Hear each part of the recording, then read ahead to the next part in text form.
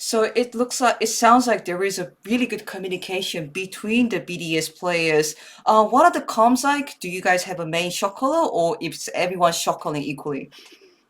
Not really. Like the communication is like really chaotic, especially like in Cuba. It's everyone's shouting somewhere. Everyone calling like kill the champ, kill the champ. Someone guys say, "Oh no, but kill this guy instead."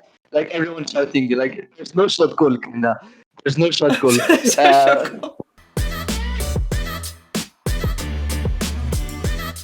Hey guys, this is Ashley King of Horizon Esports, and I'm joined by Adam, the top laner of BDS. After they do defeat Team Heretics on the third week, fourth week of the 2023 LEC Winter Split. Adam, thank you so much for joining me. That was a very chaotic game, but you came out on top. How are you feeling right now? Well, I was planning to play set like initially, but and then the Japa was like, "Wait, maybe set can be good, so I will just pick it." Yeah, even though I knew it was not good at all. Yeah, Oh, I knew that. really? I knew, yeah, it's not good. Set always is bad champ, I think. And I knew that he would pick Renekton, and it's going to match up. Like Renekton can't reset hard, if Renekton knows the matchup.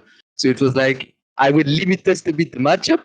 I would skill check Evi, and I guess, well, in the end, I think it worked like pretty well because I was not that behind in lane. So you actually knew that Set was a bad pick into Renekton, but you decided to pick it anyway because you were still confident that you win the Yeah. lane phase against Evie? Yes. It's like that. Yeah. Everyone was saying that you and Evie were the best two top laners in the LEC. So Okay. what? Okay, and so how are you feeling going into this match? Was there any pride going in? Okay, I really need to beat Evie today. Um. Not really. I mean, for me, uh, like laning wise, I think it's Photon and me, and Evi can maybe be placed like third or fourth, but I didn't like get into the game like I had pride or something because I was confident and I knew that doesn't matter the pick, like the champion that I will play, I will still win kinda. So this was the feeling I was. Okay. And speaking of like you winning today, I actually brought a few guest questions from a Mhm. streamer back in Korea. He's called Woof. He's a former SKT player, and now he often co-streams LEC and turns out to be a big fan of BDS. Is it okay if I go through a few questions? Sure, go for it. Okay, the first question from Wolf is, so BDS always plays very confidently. Even today, they were never afraid of skirmishes, always opening up fights, always like, contesting objectives. Where does this kind of confidence come from? Well, I think it comes from the fact that we're not afraid of doing mistakes. We're like, um, yeah, we're just not scared. Even though we're behind, we're not afraid to take like fights. Because I think our team fighting are like pretty good, and I think we have like a clear vision of what everyone wants to do. Kinda, everyone know each other's role, and so it makes like the team fights pretty easy to plan as well, and to make it like really simple to execute. So it sounds like there is a really good communication between the BDS players. What are the comms like? Do you guys have a main shot caller, or is everyone shot calling equally? Not really. Like the communication is like really chaotic, especially like in Cuba. It's everyone's shouting somewhere. Everyone calling like kill the champ, kill the champ. Someone guys say, "Oh no, but kill this guy instead." Like everyone shouting. Like there's no shot call, kinda. There's no shot call. So shot call. Okay. Yeah, it's kinda like how communication goes, but even though it's still so messy, we still find ourselves, in all of this chaos, and we still manage to be a team even with this chaos. Yeah. How? Uh, well, I played with the Sheo and the Crony last year already, and I played with Nook as well for like 1 year. So only Labrov, the support, is not. I mean, I didn't play with him, yeah, kinda. And so since we played each other, I mean, only Crony played with Labrov, yeah. So everyone knows each other's, and everyone knows like each play style. Everyone know each other's personality. So I guess the moment you're used to that, it's like natural synergy. And even though there's like chaos going on, there's still this natural synergy that goes through. Okay, because the second question from Wolf was, okay, at the beginning of the season, people didn't expect like BDS to be so high up in the standings. Everyone was hyping up maybe Fnatic or even, XL, but BDS is doing much more than, let's say, the fans or the analysts predicted. What do you think is the main reason? Is this the chaotic shot calling synergy that you're talking about, or is there another reason that you think that BDS is doing so well right now? I think we're just like good players, and yeah. But I guess like when you're a team, even though you all like each other, I mean, even if you're all like good individual players, sometimes it can be hard to find like synergy. Maybe that's why like Excel is not going so well, even though like they're all insane players, but unfortunately they're not doing that well. And when you take like us, BDS, we're like five good individual players as well, and still we managed to play good as a team. And I guess it can come from the mentality that we have, like the underdogs team that no one expects, and the underdog that just pops out of nowhere. No one expects them like to perform the way they're doing right now. And we just like wanna prove people that we deserve to be here.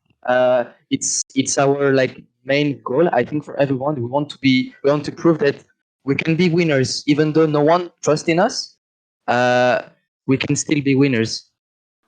And I also want to ask about your own personal development. And I do know that other interviewers have asked about this too, but I'm just asking on the behalf of the Korean fans because at the beginning of the season, you posted a long French tweet saying that this is gonna be a new Adam going into Mhm. 2023, and and it did work out because all the cast are talking about how more consistent you are, but you're still that aggressive top laner that you have always been, but performing better than ever.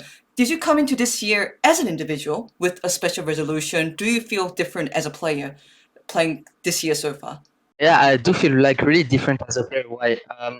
If you take a look at last year, after I've been to Worlds, etc., with Fnatic, so the next split it was so spring 2022. I played with BDS and I didn't perform that well. So because of that, I ended up being like demoted actually to French division, and that's why I was not competing in LEC in summer split. In my career, it has been like only ups. The moment I started my career, it has been only ups. I was only promoting from every team I got to, and adding first or second to everything I was participating for too. And